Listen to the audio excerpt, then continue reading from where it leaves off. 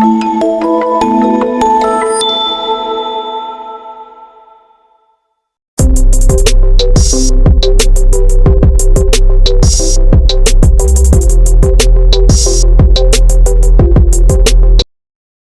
kita lanjutkan lagi di ruang yang kedua ini. Seperti Bapak sampaikan tadi nih, di pertemuan pertama setelah libur ini ya kita online saja dulu ya sekali ini, nanti minggu depan kita mulai offline lagi.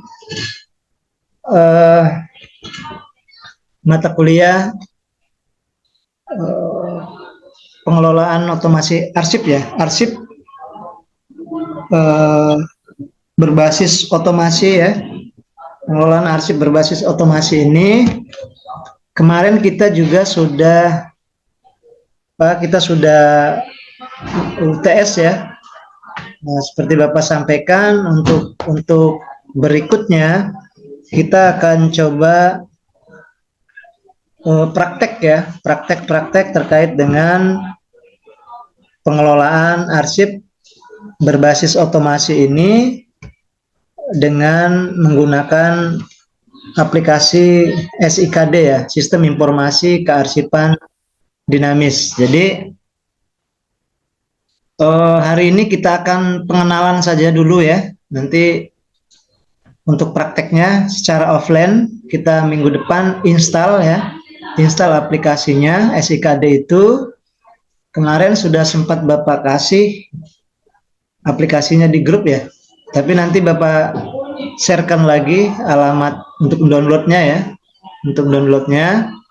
Tapi hari ini kita akan coba mengenali dulu sistem informasi kearsipan dinamis ini dengan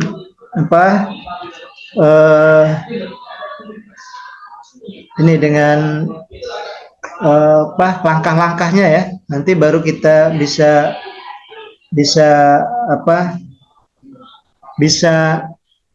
praktekkan di minggu depan. Nah, hari ini jadi temanya petunjuk penggunaan SIKD ya. Di situ belum Bapak share ya di grup ya ininya apa. Tapi nanti ini Bapak tampilkan saja materinya ya. Ini penggunaan petunjuk pemakaian aplikasi SIKD ya. SIKD itu Sistem Informasi Kearsipan Dinamis ya, kepanjangan dari Sistem Informasi Kearsipan Dinamis, yaitu sebuah aplikasi berbasis web ya, untuk menggunakan ya, ini di sini ada untuk menggunakan aplikasi ini harus melalui web browser ya. Salah satu browser yang dapat digunakan SIKD adalah Mozilla Firefox ya. Mozilla Firefox atau Chrome ya, atau misalnya ada internet Edge itu ya. Kemudian Opera Mini juga bisa digunakan untuk browser. Nah, ini kalau sudah pernah ambil mata kuliah Bapak yang otomasi perpustakaan, itu sudah tidak asing lagi ya. Nanti kita install SAMPP-nya, baru kemudian install arsipnya, ekstrak file arsipnya. Semester kemarin di Bapak sudah dapat ya mata kuliah otomasi perpustakaan kan? Halo? Otomasi perpustakaan sudah dapat ya di Bapak ya? Sudah Pak. Ya, kemarin waktu yang Bapak install itu aplikasi apa? English Lite apa Slim? Dua-duanya ya? Iya Pak. Dua-duanya Pak. Dua-duanya. Waktu ujian akhir mana? Ini siapa yang ini? Emilia waktu itu kenanya kan Bapak suruh pilih dua ya? Slim apa English Lite? English Lite Pak. English Lite ya. Ada yang Slim ya kemarin? Ada yang tugasnya ngerjakannya dengan Senayan Library Management System itu Slim? Ada ya? Ada Pak. Iya Pak, ada. Ada ya. Ya, artinya nanti kita pakai tidak jauh beda caranya seperti itu. Bahkan arsip ini hanya apa ya, langkahnya dia sudah terprogram. Maksudnya kalau kemarin kan kita install sampai P, kemudian diaktifkan, kemudian kita ekstrak file English Lite atau slimnya, baru kemudian kita install aplikasi perpustakanya di PHP MyAdmin ya. Nah, kalau yang ini, yang arsip ini sebenarnya dia sudah begitu diekstrak, kemudian langsung langkah yang untuk membuat data itu, form data itu tidak ada lagi. Jadi langsung saja sudah diekstrak, sudah install sampai P, kemudian aktifkan sampai P-nya, baru kemudian ekstrak file itu.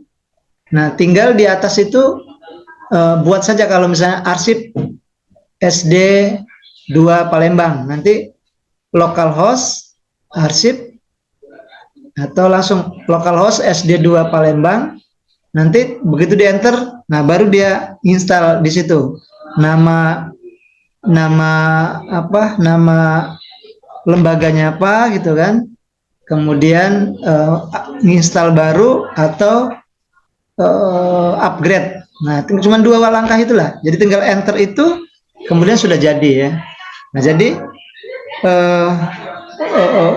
sudah di dalam program kemudian di dalam program, jadi sudah lebih mudah ya. Nanti slim juga dengan English Lite kemarin berbeda ya cara setting instalasinya kan. Nanti yang slim dia dari awal dibuat nama datanya ya, nama datanya misalnya perpustakaan, kemudian baru di setting ya, dicontreng di privilege ya, privilege-nya, kemudian baru dia jadi. Nah, kalau yang English Lite kemarin hanya membuat data saja tanpa privilege lagi, tapi diekspor ya. Nah, ekspor. Nah, berarti dua macam. Nah, agak ini lagi kan agak mudah yang English Lite, diekspor saja. Kalau yang ini tanpa privilege lagi, akses lagi tidak lagi, ekspor lagi tidak, dia langsung setting. Jadi 3 itu punya punya ini yang berbeda, tidak sama ya, tapi prinsipnya sama. Nanti sampai P-nya ada, kemudian kalau yang arsip ini sampai P-nya harus support dia, kalau tidak support nanti tidak bisa. Bahkan masih sampai P-nya masih rendah ya, karena dia mungkin bawaan ini ya, tidak. Kalau yang English Lite dengan slim itu kan yang sudah 7 berapa itu, sudah 7 berapa ininya ya. Nah, itu ya. Nah, ini kita balik lagi ke materi yang sekarang. Kemarin kita sempat Simardi ya, sistem informasi manajemen arsip dinamis. Nah, itu yang dockstopnya ya. Kita download di internet, kemudian tinggal diinstal saja, next, sudah jadi. Nah, sekarang itu, tapi itu bukan basis website, nanti munculnya di dockstop dia. Nah, kalau yang ini dengan basis website, nanti bisa di D atau di C. Nah, ini Bapak langsung saja ya, sekilas kita melihat saja dari bentuk-bentuk menunya. Nanti minggu depan kita akan praktek ya. Nah, ini tadi ini ya petunjuk penggunaan SIKD. Jadi tadi basisnya sudah website ya, basis website, kemudian pakai browsernya pakai Mozilla atau pakai Chrome ya, atau misalnya pakai Opera Mini juga bisa ya. Nah, bagaimana ininya petunjuknya? Satu, ini kalau sudah diinstal ini ya, sebenarnya ini kalau sudah diinstal kalau sudah diinstal tinggal aktifkan Mozilla Firefox yang ada di desktop ya. Sudah, dengan double klik berarti kan ini sudah sesudah instalasi. Sebenarnya ini sudah install ya. Anggaplah ini nanti sudah install, nanti installnya kita akan pada saat menginstal nanti kita catat saja langkah-langkahnya. Karena seperti kemarin kalau instalasi itu sifatnya berurutan ya. Kalau download satu, nanti filenya download dulu, sudah di-download, install sampai P gitu kan. Kalau sampai P sudah diaktifkan ya. Kalau dia belum diaktifkan, yang lainnya tidak akan bisa berjalan gitu ya.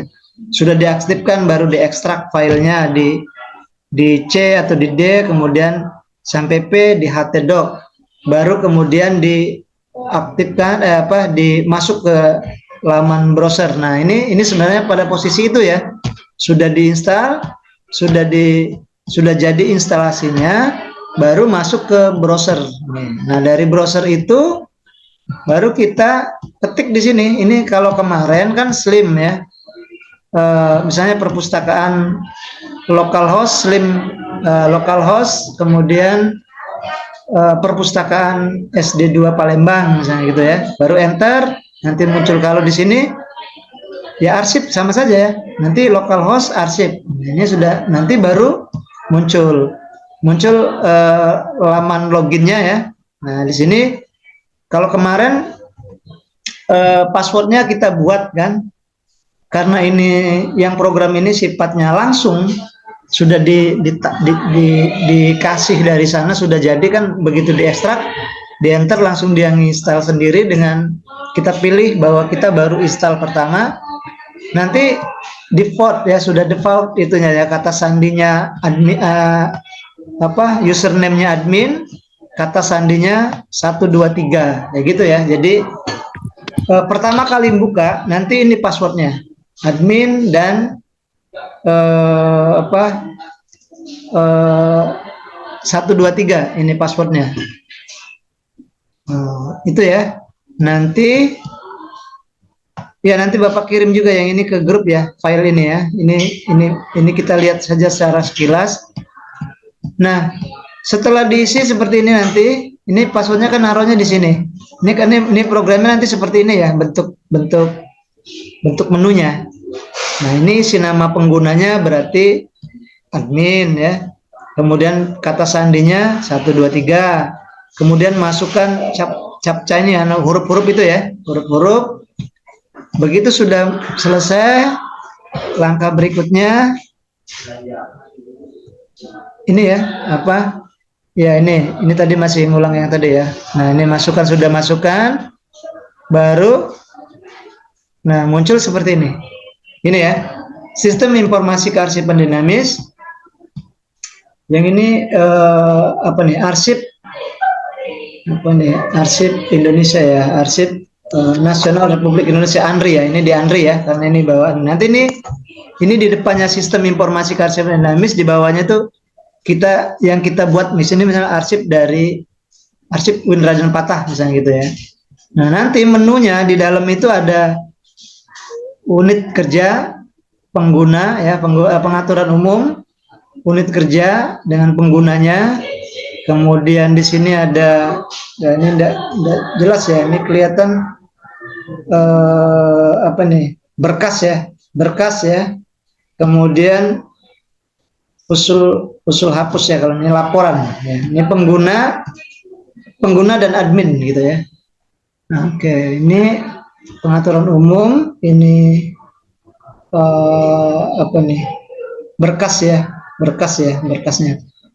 Nah, itu ya. Jadi secara sederhananya nanti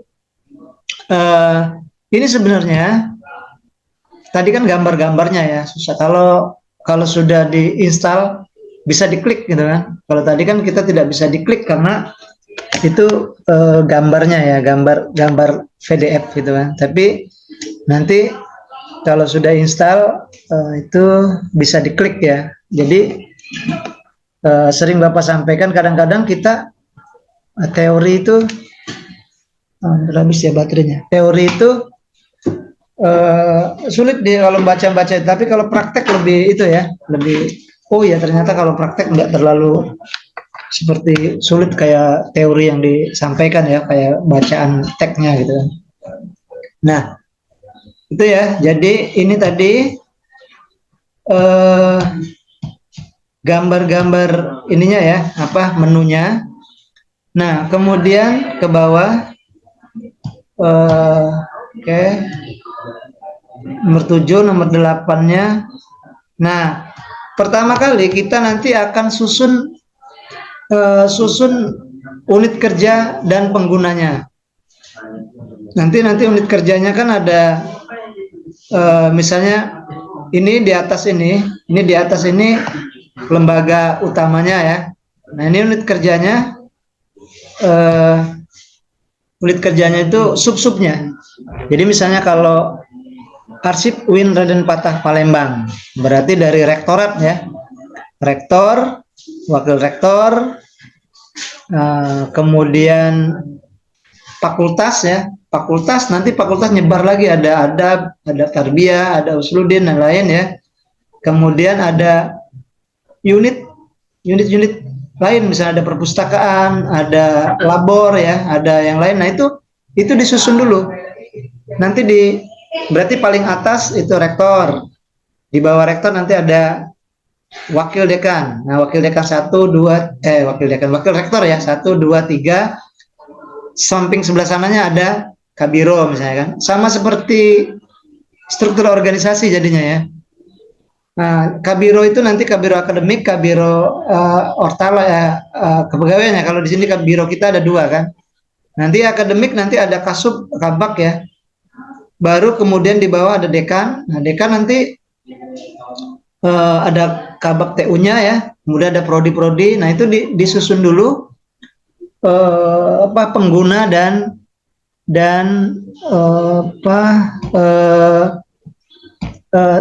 jabatannya masing-masing, jabatan atau organisasinya ya. Jadi bisa saja nanti satu-satu ya, akhirnya satu-satu ya, satu pengguna, satu unit. Misalnya Bapak di Kaprodi Magister Sejarah Peradaban Islam dikasih admin 1 untuk kaprodinya gitu kan. Nanti untuk sekprodinya dikasih juga ya. Kemudian kabak juga begitu, wakil dekan. Jadi nanti fungsinya untuk apa? Fungsinya untuk kalau ada surat masuk di bagian kabak misalnya, nanti kabak ACC, disposisi ya, disposisi namanya kalau dalam arsip kan. Nanti bisa kalau dia sudah di basis website kan, itu bisa dengan menggunakan handphone. Nah, kalau kita lihat di UIN Raden Patah itu kita pakai e-office ya. Nah, itu e-office itu sebenarnya itu SIKD ya. Nanti dikembangkan namanya e-office UIN Raden Patah Palembang. Nah seperti itu ya. Jadi di UIN Raden Patah ini kalau ngirim surat dari bagian kabak kepegawaian, masuk suratnya dalam bentuk filenya, dikirim ke bagian kepegawaian UIN Raden Patah Pusat ya. Nah, dari yang Raden Patah UIN kepegawaian itu masuk lagi ke kabaknya ya. Kabak nanti dikirimkan lagi ke sampai ke rektor lah, paling tinggi ke rektor. Nanti rektor disposisi, silakan diproses. Balik lagi ke bawah lagi dia disposisi lagi ke stafnya, ke subnya ya, kasubnya. Nah, silakan didisposisi, diproses. Jadi disposisi itu sebagai sebagai tanda bahwa kita pernah menyampaikan kepada pimpinan bahwa ini surat kita gitu kan. Nanti kalau sudah selesai disposisinya baru kita buat suratnya yang fisiknya. Nah, sudah buat surat fisiknya itu baru ngadep tanda tangannya siapa, misalnya di situ rektor, berarti ngadep rektor secara manual. Nah, setelah jadi manual itu dipoto lagi, di-scan lagi. Nah, ntar ya, di-scan lagi, kemudian setelah di-scan di-upload lagi, dikirim ke fakultasnya ya. Nanti yang fisiknya juga dikirim ke fakultas, filenya juga masuk di aplikasi itu. Jadi orang bisa ambil ya. Nah, itu kalau sudah sistemnya basis website. Tapi kalau misalnya belum basis website, ya pakai kabel ya. Kabel nanti pakai LAN saja. Ini komputer ini di bagian kesetap bagian kabak kepegawaian nanti disambung lagi ya. Tapi sekarang sudah sebenarnya daripada beli kabel lebih baik beli di komputernya itu dikasih kayak wireless gitu ya. Ada beli yang modem wireless itu.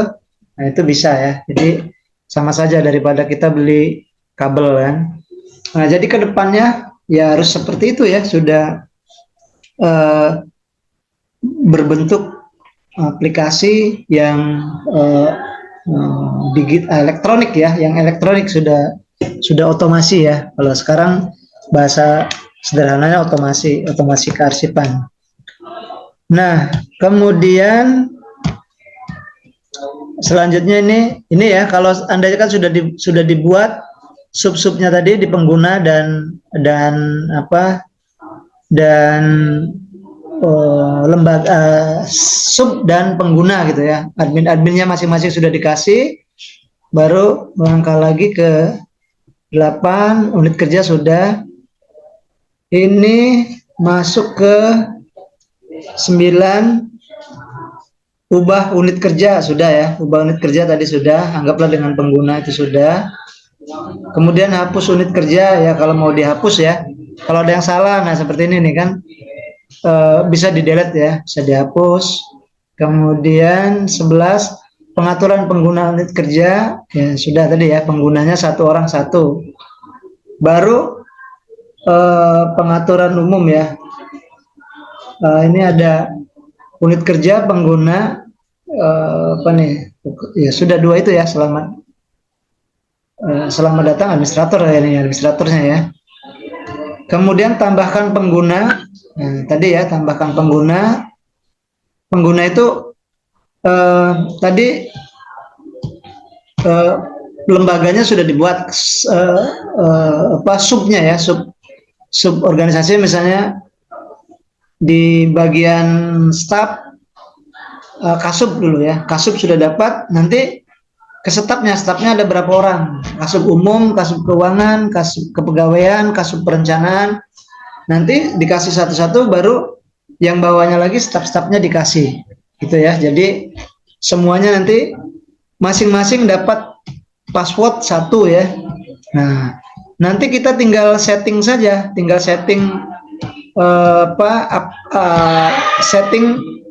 setting aksesnya, hak aksesnya. Nah, nanti di sini ada 2, tadi di awal itu ada 2 macam ya, ada sebagai pengguna, ada sebagai administrator.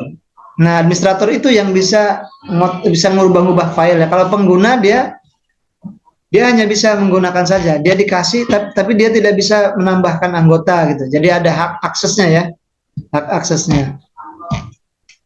Nah, kemudian ini selanjutnya setelah tampilan muncul entry data ya, tadi. Nah, tinggal entry data ini surat masuk ya, surat masuk atau surat keluar ya. Pilih unit kerjanya, kemudian tipe pengguna, nama lengkap, jabatan sudah secara otomatis, tanggal mulai aktif, status aktif. Nah, ini nanti kita praktek ya, di itu. Kalau sudah terinstall, kita coba-coba saja, karena kan salah pun kita install lagi gitu ya, tidak perlu takut ya. Ubah pengguna seperti ini ininya ya, form entry pengguna, ubah data. Ini yang Bapak sampaikan tadi, ini cara mengkasih akses satu-satu pengguna masing-masingnya ya. Hapus pengguna ya, kalau misalnya mau dihapus yang staf-stafnya ada yang berhenti misalnya, kita hapus saja ya, atau kita ubah namanya misalnya, bisa ya. Ini, nah cara sederhananya seperti itu ya. Nah, nanti ini file per filenya dicobain saja nanti satu-satu kalau sudah terinstall. Kemudian mengatur tag tombol ini ya, nanti dibaca saja ini. Ini klik semua klasifikasi. Nah, ada yang yang klasifikasi kan, kita kan kemarin sempat belajar klasifikasi ya, karena perpustakaan juga ada klasifikasi, arsip juga ada klasifikasi. Nah, di situ bisa ditambah dan dikurangi ya. Tapi klasifikasi yang secara umum keseluruhan sudah ditulis di situ. Nanti kalau misalnya kita punya klasifikasi, nah kita tambahkan saja di situ. Tapi kalau tidak salah nih di SIKD ini sudah uh, sudah penuh, sudah lengkap ya, sudah lengkap ininya klasifikasinya. Nanti kepegawaian, keuangan kelasnya berapa, kalau ada surat masuk ke bagian umum kelasnya berapa, bagian kepegawaian kesejahteraan berapa, nah pangkat berapa gitu ya, sudah ada di sini, sudah dituliskan gitu ya. Nah, ini seperempat jam lagi, jam 3 ya Bapak, ada pembekalan korektor di UT. Nanti mungkin sekitar 5 menit lagi lah kita ya. Itu ya, jadi secara sederhana tampilan-tampilan seperti itu, dan file ini nanti bisa dikembangkan lagi ya, kalau kita bisa membuat aplikasi bisa kreatif ya untuk mengubah-ubahnya, bisa, karena ini kan sifatnya open source, bisa dirubah. Kalau menu-menunya mau ditambah juga bisa ya, nanti tinggal dibongkar-bongkar saja programnya, bisa juga menggunakan Dreamweaver ya, tapi minimal kita bisa menggunakannya saja sudah nerima, misalnya oh ini aplikasi seperti ini kita terima. Kalau kita misalnya kurang, Pak ini kok tidak ada barcode-nya misalnya, kan nanti bisa ditambah barcode misalnya, kayak program ilmu perpustakaan kan. Nah ini ya, terus ke bawah setelah muncul halaman ini laporan ya, sampai laporan. Jadi terakhir laporan nanti seperti ini. Jadi kita ada arsip masuk tanggal berapa, dibuat tanggal berapa, sudah ada menu, ada ininya ya, tinggal print saja. Jadi tidak harus dicatat lagi, kalau sudah diinput di situ nanti di laporannya sudah lengkap. Nah, itu ya. Oh, ini dua macam ya ininya ya. Ini sama nih, ini. Nah, nanti ada yang sebagai pengguna. Tadi kan sebagai administrator yang lengkap, administrator itu bisa mengubah-ubah, menambahin anggota ya. Nah, ini kalau dia pengguna, ini menunya hanya sedikit ya. Hanya halaman utama, registrasi naskah, registrasi masuk, registrasi keluar, kayak gitu aja kan. Karena kita sebagai staf, misalnya staf dikasih nanti aksesnya hanya bisa menulis surat, kemudian surat masuk, surat keluar saja gitu, mengarsipkan ya. Tapi menunya sama ya. Nah, isinya hampir sama dengan itu tadi, karena hanya saja dia tidak bisa menambah anggota ya, mengedit organisasinya. Nah, yang bisa administrator ya. Jadi administrator seperti Bapak ini ya. Yang lainnya nih kelengkapan dari berkas-berkas yang tadi saja ya, kalau sudah mau input tadi. Ya, tadi Bapak sampaikan bahwa ya ini logikanya seperti ini, pengguna, administrator, programmer gitu ya. Nah, kalau programmer kan kita mengubah-ubah, kan kita pertama masuk itu nanti Anda sudah install itu, kita sebagai administrator itu kita bisa membagi-bagi gitu kan. Nah, yang dibagi-bagi itu pengguna. Oke. Yang dibagi-bagi itu adalah pengguna ya, pengguna. Jadi dia tadi menunya hanya bisa surat masuk, surat keluar saja, tidak bisa mengubah ya, karena dia bukan administrator ya.